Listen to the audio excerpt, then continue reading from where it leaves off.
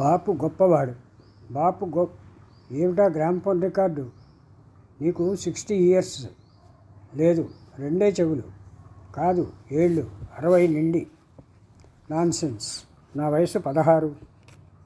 That's all and this is final అంటాడు రోజుకి 18 గంటలు పనిచేసే బాపు. ఎవరైనా ఎదురై దండం పెడితే తన వెనక ఎవరో పెద్దవాళ్ళు ఉన్నారని వెనక్కి చూసే బాపు. ఎగరుమోతూ పొగరుమోతూ. చూడగలిగే సంగీతంలో పాడగలిగేది సగమే. మనసు పాడుకునే సంగీతాన్ని నోటి పాటలోకి దించితే దాని సొగసు సగానికి సగం అయిపోతుంది. Unheard melodies are sweeter still అన్నాడు ఆ ఆనందాన్ని ఎరుకపరుచుకున్న మహాకవి. అలాగే మనసుకు కనిపించే మనోహర సౌందర్యాన్ని మాటల్లో వర్ణించకపోతే చిక్కి సగమైపోతుంది. మంచి రచన చదువుతున్నప్పుడు మన మనసులో రూపాలను, దృశ్యాలను చిత్రకారుడు రేఖాచిత్రాలలోకి అనువదించితే అవి సగమైపోతాయి. అలా సగమైపోకుండా వాటి అందాన్ని రెట్టింపు చేసే శిల్పం పేరే బాపు. బాపు బొమ్మలు రచనలకు రేఖానువాదాలు కావు, అపురూప సుందర వ్యాఖ్యానాలు. ఒక నవ్వు, ఒక చూపు, ఒక సిగ్గు, ఒక అలక. బొమ్మలు మాట్లాడతాయి, నటిస్తాయి, వెక్కిరిస్తాయి, పలకరిస్తాయి, రెచ్చగొడతాయి, హాయినిస్తాయి. చేతికిచ్చిన రచనల లో వెలుగుల్ని బోధపరుచుకుని, ఎరుకపరుచుకుని దానికి పై సంగతి వేస్తూ చిత్రాన్ని రూపొందించే శిల్పం పేరే బాపు. అందుకే తన రచనలకి బాపు చేత బొమ్మ వేయించాలన్న సరదా ఎంతుంటుందో అంత భయమూ వేస్తుంది. బాపు బొమ్మ కథని నమిలి మింగేసి కొత్త సంగతేసి రాసిన వాడికి ఏం మిగలకుండా చేస్తుంది. కొత్త సంగతేసి రాసిన వాడికి ఏం మిగలకుండా చేస్తుంది అని రావిశాస్త్రి గారు ఒకసారి నవ్వుతూ బాధపడ్డారు. పండితులు, రచయితలు, గాయకులు, నటులు, నాయకులు, మాన్యులు, సామాన్యులు ఎందరివో దాదాపు తెలుగు వెలుగులందరి చిత్రాలు వేశాడు బాపు. ఫోటోలో కన్నా పోలికలు ఎక్కువ వచ్చాయి, ఫోటోలకే పై సంగతి వేశాడు బాపు అన్నారు అంతా. భగవద్గీత మీద గీసే త్రిపురనేని రామస్వామి చౌదరి గారు విమర్శనాత్మక గ్రంథం రాశారు. దానికి బాపు వేసిన ముఖచిత్రం. చౌదరి గారు కృష్ణుడి స్థానంలో కూర్చుని ఉపదేశముద్ర పట్టి గీతను బోధిస్తుంటే శ్రీకృష్ణుడు అర్జునుడి స్థానంలో మోకరిల్లి కూర్చుని నమస్కరిస్తూ వింటున్నట్లుంది. కథలకి చక్కని బొమ్మలు ఎన్నో వస్తాయి, చూస్తాం, బాగుందని పేజీ తిప్పేస్తాం. కానీ బాపు వేసిన బొమ్మాయిల కోసం పేజీ మళ్ళీ మళ్ళీ వెనక్కి తిప్పుతాం. అందం, తెలుగుదనం, సొగసు, లావణ్యం అన్నీ కలబోసుకుని బామ్మ అవతరించింది. అందమైన అమ్మాయి అంటే బాపు బొమ్మ అనే అర్థం రూఢి అయిపోయింది. సాహిత్య ప్రపంచంలో గిరీశం, మధురవాణి, గణపతి, బారిస్టర్ పార్వతీశం వంటి పాత్రలలాగే రేఖాచిత్రలోకంలో బామ్మ, 2 జళ్ల సీత, రాధాగోపాలం, బుడుగు, సీగాన పెసూనాంబ, కార్టూన్లలో లావు పెళ్ళాం, చిన్నమొగుడు రూపాలు తెలుగు మనసులలో చెరగని ముద్ర వేశాయి. ఇది చిత్రలేఖనంలో చాలా అరుదు. కొంటె బొమ్మల బాపు కొన్ని తరముల సేపు గుండె ఉజల్లూపు ఓ కూనలమ్మ. ఇవాళ బాపు బొమ్మల అభిమానులు 3వ తరం.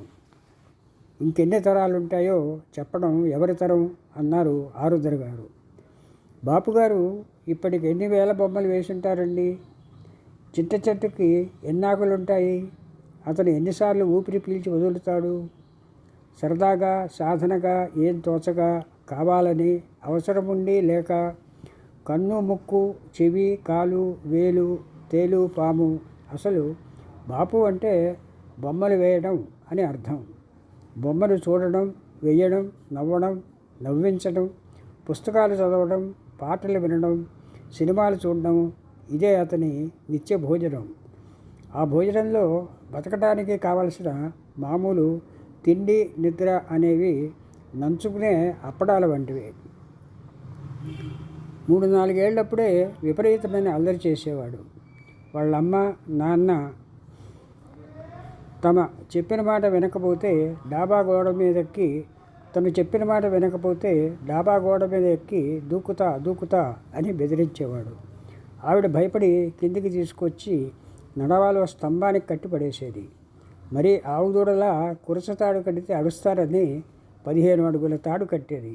ఆ కాస్తలోనే అటు ఇటు పరిగెత్తి బోర్లా పడి గడ్డం చితక్కొట్టుకునేవాడు. ఆ నల్ల పిల్లాడికి ఎల్లప్పుడూ గడ్డం చివర నెత్తురు పొట్టు సింధూర తెలకల్లా వెలిగేది. ఆనక దెబ్బలు బోరుకొట్టి ఆ పక్కన దొరికిన బొగ్గులతో బొమ్మలు గీసేవాడు. వరుసగా గళ్ళు గీసి ఓ చివర వాళ్ళ నాన్నగారు కాల్చే చుట్ట, దాని పొగ గీసి రైలు అని గెంతి పరిగెత్తి తాడు టపిమని లాగ్గానే దబీమని బోర్లా పడి మళ్ళీ సింధూర తిలకం గడ్డం చివర. అంతకుముందు పత్రికల్లో కానీ సినిమాల్లో కానీ శీర్షికల్లో అక్షరాలు గుండ్రంగా కోలగా నలుపలకలుగా ఉండేవి. బాపు ఫ్రీ స్టైల్ లిపిని తీసుకువచ్చాడు. వీటికి గుండ్రంగా రాయటం రాక ఓపిక లేక ఈ వంకర టింకర ఓ ఫ్యాషన్గా చలాయిస్తున్నాడు అన్నారు కాకులు. ఈ అక్షరాల్లో ప్రాణం ఉంది, శక్తి చైతన్యాలు తాండవిస్తున్నాయి. ఆ మాటల్లో భావాన్ని వేణోళ్ళ ప్రకటిస్తున్నాయి. అవి అక్షరాలు కావు, వజ్ర వైఢూర్యాలు అన్నారు లోకులు. అది అక్షర శిల్పం, అది వర్ధిల్లింది. ఈ అక్షరాల్లో ప్రాణం ఉంది, శక్తి చైతన్యాలు తాండవిస్తున్నాయి. ఆ మాటల్లో భావాన్ని వేదోళ్ళ ప్రకటిస్తున్నాయి. అవి అక్షరాలు కావు, వజ్ర వైఢూర్యాలు అన్నారు లోకులు. ఇది అక్షర శిల్పం, అది వర్ధిల్లింది. తెలుగు తమిళ భాషల రాతలో అక్షర విప్లవం వచ్చింది. పత్రికలలో, ప్రకటనలలో, సినిమాలలో, శుభలేఖలలో అవే అక్షరాలు ఒరవడి పెట్టి కొత్త మార్గాలు చూపించాయి.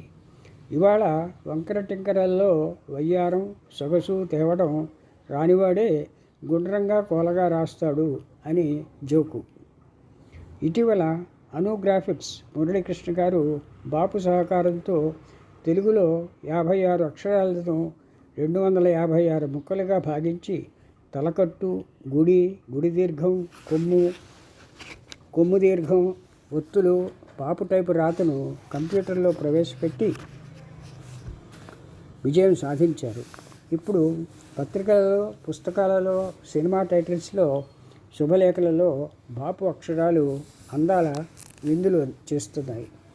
1950-60 మధ్యలో రోజుకి 3 సినిమాలు చూసేవాళ్ళం. అప్పుడు రోజుకి 4 ఆటలు లేవు. విదేశవాళీవి అయిపోతే దేశవాళీ లాగించేసి నైట్ షో అయ్యాక కబుర్లు చెప్పుకుంటూ 4-5 మైళ్ళు నడుచుకుంటూ ఇల్లు చేరేవాళ్ళం. సినిమాలు తీస్తున్న గొప్పవాళ్ళు ఎక్కడెక్కడ తప్పులో కాలేశారో మనమే తీస్తే ఎలా అదరగొట్టేవాళ్ళమో, ఈ లోకం మనని గుర్తుపట్టలేక కాకి బంగారంతో ఎలా మురిసిపోతుందో చెప్పుకొని లోకం మీద జాలి పడుతూ మధ్యలో టీలు తాగుతూ రాత్రిపూట పొగటికల్లలు కంటూ అవే తింటూ ఉండేవాళ్ళం.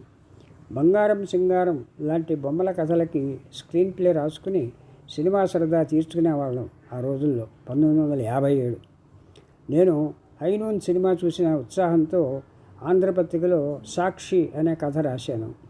చావు ఖాయమని తెలిసిన కృష్ణయ్య రావి చెట్టు కింద తిన్న మీద వెల్లికిలా పడుకుని ఎడమ మోకాల మీద కుడికాలు మడమ నాంచి ఠీవిగా ఏడుస్తుంటాడు.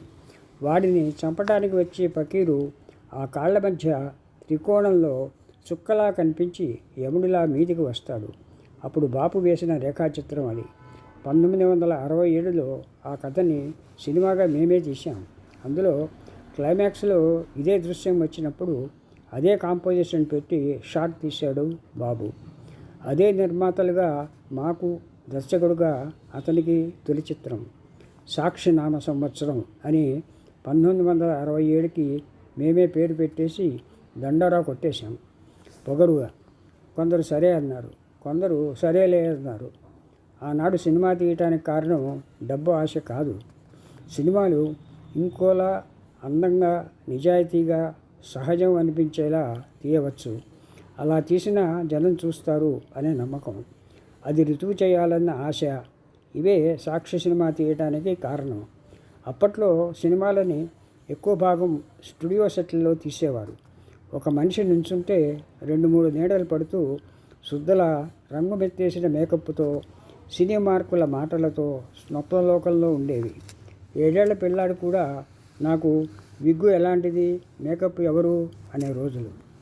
సహజ వాతావరణంలో కథ జరిగే స్థలాల్లో, కథలో మనుషులు, రోజు వేసుకునే బట్టలు, వాడే మాటలలో కృత్రిమత్వం లేకుండా సినిమా తీయాలి. అనవసరంగా మేకప్, విగ్గు వాడకూడదు. పూర్తిగా అవుట్డోర్లో తీయాలి. స్టార్ వాల్యూ కన్నా కథ మీద ఎక్కువ నమ్మకం ఉంచాలి. అతి తక్కువ బడ్జెట్లో తీయాలి. ఇవి మా సరదాలు. సశేషం. మిగిలిన భాగం రేపు.